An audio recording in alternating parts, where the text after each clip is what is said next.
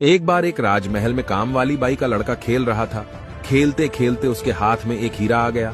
वो दौड़ता दौड़ता अपनी माँ के पास ले गया।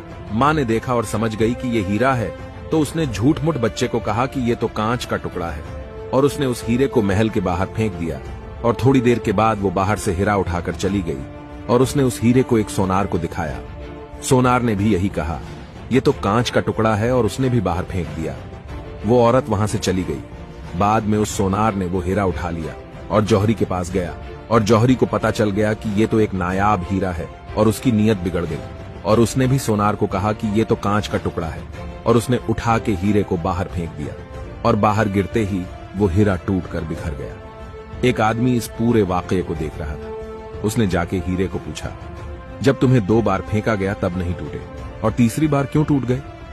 हीरे ने जवाब दिया, ना वो औरत मेरी कीमत जानती थी और ना ही वो सोनार। मेरी सही कीमत वो जौहरी ही जानता था, और उसने जानते हुए भी मेरी कीमत कांच की बना दिया और मैं टूट के बिखर गया।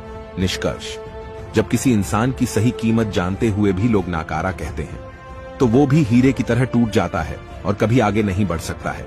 अगर कोई व्यक्ति अपने हुनर को निखारते हुए आगे बढ़ने की कोशिश करता है, तो उसका हौसला बढ़ाओ और सपोर्ट करो, और यह ना भी कर सको तो कम से कम हीरे को कांच बताकर तोड़ने का काम भी मत करो। हीरा खुद एक दिन अपनी जगह ले लेगा।